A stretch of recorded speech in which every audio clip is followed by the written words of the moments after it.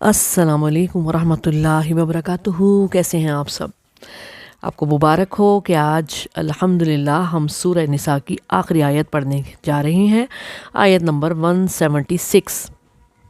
رب اشرح لی صدری ویسر لی امری واحلل عقدۃ من لسانی یفقہوا قولی رب زدنی علما اللہم فقہنا فی الدین آمین یا رب العالمین۔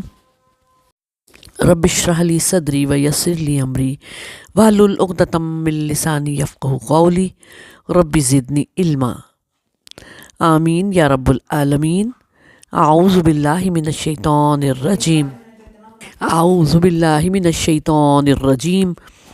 یستفتونک قل اللہ یفتیکم فی الکلالہ ان امرؤ ہلک لیس لہ ولد ولہ اخت فلہا نصف ما ترک وہو یرثها ان لم یکن لها ولد فإن كانت اثنتین فلہما الثلثان مما ترک وإن كانوا اخوة رجالا ونساء فللذکر مثل حظ الانثیین یبین اللہ لکم ان تضلوا واللہ بکل شیء علیم۔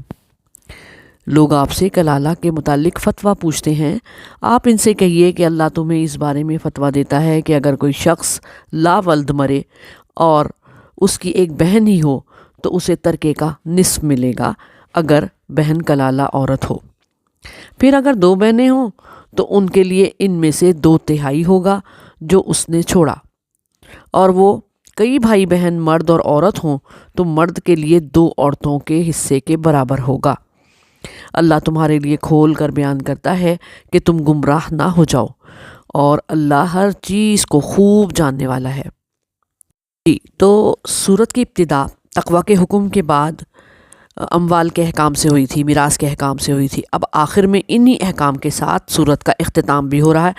درمیان سورت میں مخالفین سے مجادلہ اور ان کی تردید ہے، اور کلالہ پر اس سورت کی آیت نمبر 11 میں پہلے بھی بات کی گئی ہے۔ شان نزول اس آیت کی یہ ہے کہ جابر بن عبداللہ رضی اللہ تعالیٰ عنہ فرماتے ہیں کہ رسول اللہ صلی اللہ علیہ وسلم میرے پاس تشریف لائے۔ اس وقت میں بیمار اور بے ہوش تھا۔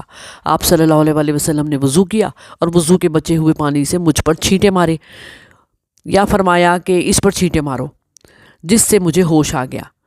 میں نے عرض کی کہ میں کلالہ ہوں، میری میراث کیسے تقسیم ہوگی؟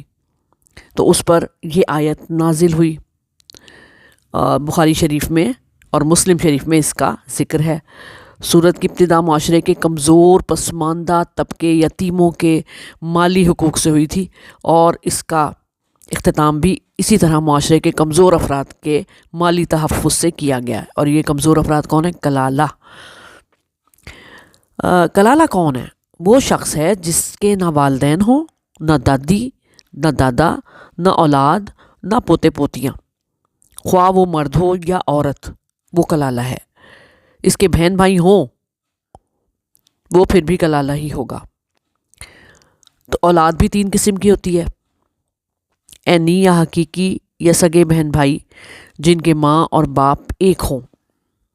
دوسرے ہوتے ہیں ماں جائے یا اخیافی بھائی جن کی ماں ایک ہوتی ہے اور باپ الگ الگ ہوتے ہیں۔ تیسرے الاتی یا ستیلے جن کا باپ ایک ہوتا ہے، مائیں الگ الگ ہوتی ہیں۔ ابتدا میں بتایا گیا کہ بنی نوع انسان ایک خاندان کی طرح ہیں، ان میں عورتوں اور یتیموں کے حقوق کا خیال کیسے رکھا جائے، اور آخر میں بتایا جا رہا ہے کہ خاندانی لحاظ سے کمزور ترین انسان کے کیا مسائل ہیں اور حل ان کو کیسے کیا جائے۔ ان کمزور افراد کو ہی کلالہ کہا گیا ہے۔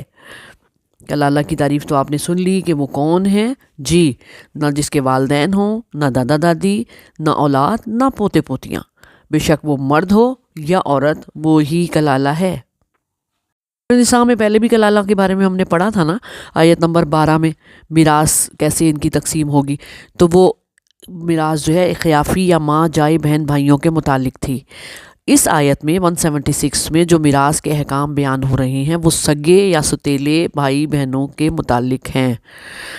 کلالہ کی میراث تقسیم ہو تو 2 باتوں کا خاص خیال رکھا جائے۔ اور وہ 2 باتیں کون سی ہیں؟ نمبر 1، سگے بہن بھائی موجود ہوں تو ستیلے بہن بھائی محروم رہیں گے وراثت سے، اگر سگے نہ ہوں تو پھر ستیلوں کو میراث ملے گی۔ نمبر 2، کلالہ کے بہن بھائیوں کے درمیان میراث کی تقسیم بالکل ایسے ہوگی جس طرح اولاد ہونے کی صورت میں ہوتی ہے، ٹھیک؟ یعنی بہن ہو تو اسے جائیداد کا آدھا حصہ ملے گا، 2 یا 2 سے زیادہ بہنیں ہوں تو 2/3 ملے گا، اگر صرف بھائی ہو تو اسے تمام ترکہ مل جائے گا، اگر بہن بھائی دونوں ہوں تو بہنوں کو 1 حصہ، بھائیوں کو 2 حصے ملیں گے، اگر کلالہ عورت بیوہ ہو یا کلالہ مرد کی بیوی مر چکی ہو اور اگر ان کی ایک بہن ہو تو آدھا حصہ بہن کو ملے گا، باقی دور کے رشتہ داروں مثلا ماموں پھپھی وغیرہ جو موجود ہوں ان کو دے دیا جائے گا، اور اگر وہ بھی نہ ہو تو بیت المال میں جمع کروایا جائے گا۔ ایسا بہت کم ہوتا ہے، ایسا بھی ہو سکتا ہے کہ ادھار کے طور پر بہن کو جو ہے بقیہ حصہ بھی دے دیا جائے۔ یہاں بیٹے سے مراد بیٹا اور پوتا دونوں ہیں، اور بہن سے مراد سگی ہو یا الاتی یعنی باپ شریک بہن دونوں ہیں۔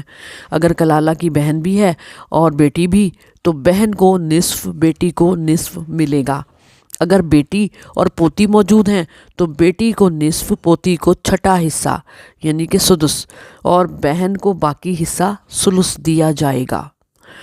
اس سے پتہ چلا کہ مرنے والے کی اولاد ہو تو اس کی بہن کو کچھ نہیں ملے گا، قریبی رشتے کی صورت میں دور کا رشتہ محروم ہو جاتا ہے،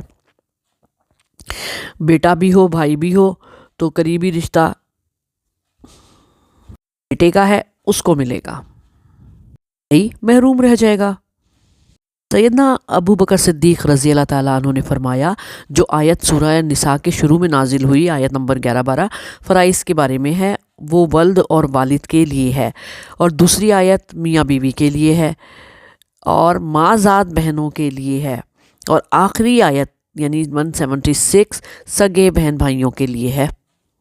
اللہ پاک اپنے فرائض بیان کر رہا ہے، حدود مقرر کر رہا ہے، اپنی شریعت واضح کر رہا ہے تاکہ تم بہک نہ جاؤ۔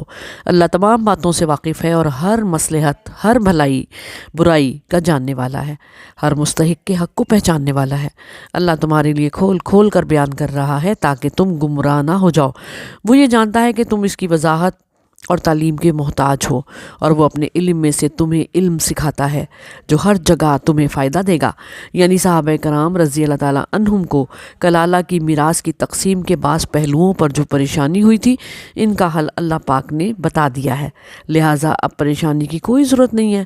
اس سے ایک مسئلہ واضح ہوتا ہے کہ جب صحابہ کرام رضی اللہ تعالیٰ عنہم آپ صلی اللہ علیہ وآلہ وسلم سے کوئی سوال پوچھتے تو آپ خود اس کا جواب دینے کے بجائے اللہ کی وحی کا انتظار کرتے تھے۔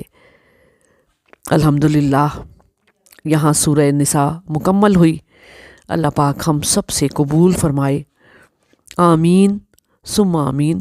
اللہم صلی علی سیدنا محمد وعلی آل محمد کما صلیت علی ابراہیم وعلی آل ابراہیم انک حمید مجید۔